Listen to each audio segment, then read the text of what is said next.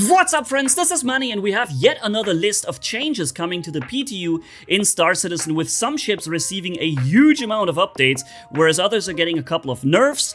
There's a clear winner among the bunch here, and also the Idris is, of course, still being adjusted as we go. One more thing, though, that many people you haven't seen yet is this video here to the right, with the new Idris T-Kit buff for the size 7 Conqueror ballistic cannon turret. I'm telling you, you must watch this video. It's really important because it is a game changer going forward. You want to have your best person in that gunner seat going forward in capital ship versus capital ship combat. It's going to make such a difference when you can strip the enemy ships of all their components with that thing. Insane. Check it out in the top right corner. Also link to the video description, pinned comment. Really a must watch. But let's go to the stats and not waste any more of your time. We're starting with the big ships this time, and afterwards I'll show you gameplay to some of the changes that are being listed here. We're starting with the Idris P&M, getting a resource network modifier called max regen per sec multiplier from 1 to 1.9, so an increase of 90%, which is a little odd because when I go at the live version of the Idris M, comparing it to the PTU version, I see a lower shield regeneration rate, much lower on the PTU side of things, even though they're saying here it is increased, but maybe they're referring to weapon recharge rate. It's not really specifically mentioned what type of regen per sec they're actually increasing here. Just said that it's a modifier. But I guess we'll see it. It doesn't seem to be the shield, because this is more like going down than up.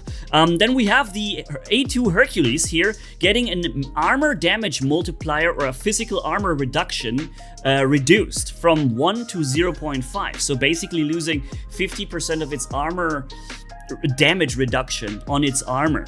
For a heavy bomber, that might be a big deal, right? Something that also needs to be tested going forward. We have the same applying to the Suilen. I'm not sure how to pronounce that thing. This ship right there that I'm sure you guys have known. Then we have this winner that I've mentioned to you before among the ships, the Constellation Aquilla, getting a massive buff in flight characteristics. SCM speed going from 146 to 200. That is a 37% increase of SCM speed. Now, that ship is not much more slower in SCM now than some of the fighters going around, you know? So very interesting here, at least when it comes to the base speed. And max speed is also increased from 988 to 1000. We're gonna look at that in just a second with some nice gameplay, combat, and so on. And there's another thing is very important for you to know. They're touching the Esperia ships now. The Vandul ships are now being targeted for updates. You already see that the Blade, Prowler, and Talon, Shrike, and regular Talon are in the list. I'm going to show you some gameplay with Blade now, showing this, as well as the Glaive, even though the Glaive is not yet touched here in these updates, but it will probably be in one of the upcoming changes, which very important. Also reminds me that a lot of people were disappointed with my last video update here on the huge shop, not with my video, but with the stats being properly shown. That, oh my, why is this and this ship not included?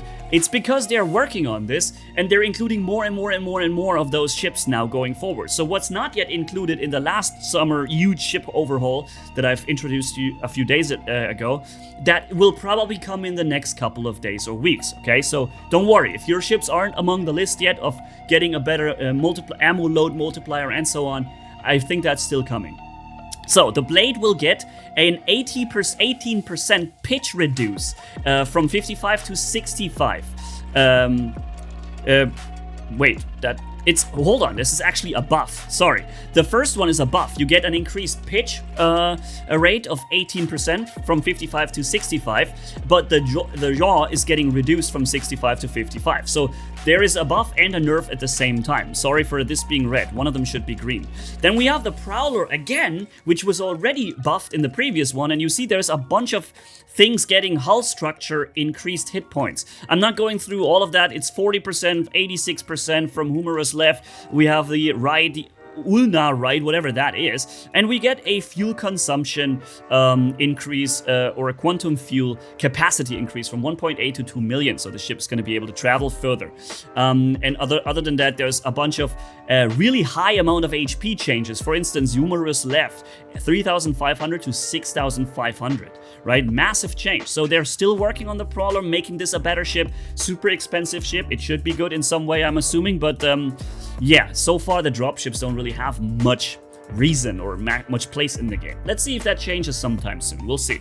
The Talon, Shrike and the Talon, they're getting a ridiculous amount of buffs. I mean, I could just scroll down forever to show this. Most things are getting like wing feathers and tiny little elements on the wings that are getting a 200% HP buff from 50 to 150 HP. Not really a big deal, but it's there. So let's jump into the gameplay. And by the way, if you enjoy the news update and you want to see more of it, please stay tuned, subscribe to the channel, and be there for the next video as well. I'm going to show you the gameplay now as promised. We're starting with the winner, the Constellation Aquilla, which very exciting for me. I've actually never flown. I wanted to first rent the ship because on the PTU resources are sparse, or scarce I think you say, but you can't rent the ship. So I had to buy it, basically using up all the money that I have here on the PTU, which is okay. Gives me a chance to to fly the Aquilla for the first time myself, applying a quick skin right here, then also doing the usual, removing both coolers, which at this point I would suggest all of you guys to do still. Yeah, you're gonna increase the signatures on your ship and in EM, heat and so on, or heat mostly. But most importantly, you're gonna have much more energy points to distribute for shields, weapons, and thrusters, so you can basically have all of those at 100%. By the way, inside here, also looking through the ship for the first time, there's the snub fighter here sitting in the back. I mean, many of you will probably know it. The cockpit is pretty much the same as the other Constellations, except for the view. They have updated it. You have a better view on the Constellation Aquilla, which I like. But yeah, so let's fly up here, leave Lorville. This time I've changed to Lorville from my home location, so I don't have to walk so far to get to New Deal. And oh my goodness, this is just what Star Citizen does so freaking well. This in real time leaving planets and diving out and leaving the atmosphere and all of that. You know, it's just, and no load screens. It's just everything in one go. Oh gosh, no other game like this. Seriously.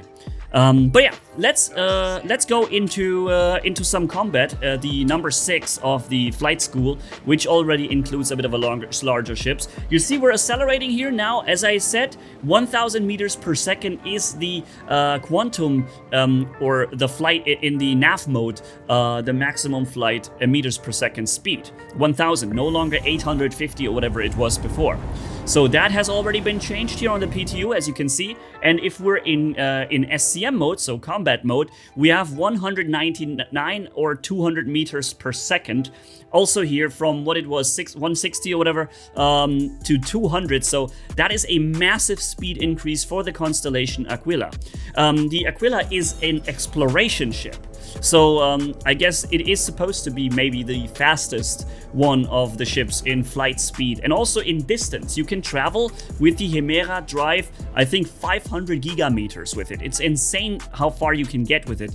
I'll show you the stats in a moment. We're also looking at the ideal setup. This isn't a video like a review for or a ship tour for the Constellation series here, but I do things very thorough here on the channel, and that also includes me showing you guys some stats. We're here in combat now versus the number 6 flight school, so having probably an Andromeda over there against us. We are well equipped with these M7A laser cannons, the quad size 4 laser cannons. You also see how much we can fire before we're empty, right? With weapons fully polarized at 100% or with the weapon energy management. Same goes for engines and shields. All of it is 100% because we remove both coolers. Yeah, that we have the right amount of firepower. What I also feel like we have a different sounds. Listen. That's a different sound effect. That's not the normal sounds of the weapons. They sound different. So they seem to be working on audio effects as well for some weapons. And I believe the enemy was firing Badger or Panther repeaters here from these size 3 turrets. And they normally don't sound like that. Very interesting. So let's kill those two guys, and then we're jumping into the comparison with the blade. Many of you guys have probably not seen the blade in combat yet, so we're gonna look at that because I do have it, and I also have the glaive, which we're looking at after, even though the glaive is not being updated. But here's the stats. You see, I removed I made a projectile turret out of the other one. Then we have attritions in there, attrition 5, and we reach 5,500 DPS. Starburn, power plants, parapet, shields, Hemera drive as usual for the shortest cooldown, but highly efficient and fast. And that is the ideal setup right here, with 200 meters SCM speed now on the air-cool DPS calc listed. Very nice. So yeah, and we have, what is it? Yeah, more than 500 gigameters here distance. That is a crazy distance that you can travel, which is good for an exploration type ship. Also, by the way, 180,000 HP on the Aquilla. That is just a really large amount of HP to drop. Of course, you don't have to destroy 180,000, you just have to hit the vital parts. But yeah, let's hop into the Blade. Beautiful ship, super small little fighter and still really dangerous. Unfortunately, despite having this super tiny signature, if you look from the front at the cross section, the actual signatures of the ship in terms of EM and cross section are not that small. I wish they would update it, fitting it to the small signature the ship really has, so that you can kind of run this as a sniper or as a stealth ship, right? But yeah, those weapons hit really hard. We have double size 2 and double size 3 here on it, but Vandul weapons. So yeah, pretty interesting laser plasma cannons. And let's hop into another one with a little bit more dangerous enemies here. And then we're gonna see the glaive right after. Again, this is no longer necessarily the informative part of this video. This is some entertaining gameplay here of showing you these ships in action, because I don't think you have seen too much of that combat in too many videos. One thing I've, by the way, noticed, every time I turn after the enemy, I turn left, the ship turns away. Like, I make a roll to the left, the ship turns off to the right. It's very odd. I'm not sure I've not seen this on the live server. I don't know why this is happening, but it keeps happening on the test server, the PTU, that when I rotate leftwise, the ship somehow makes a rightwise move away turn a little bit. So you have to counter that as well while doing the rotation.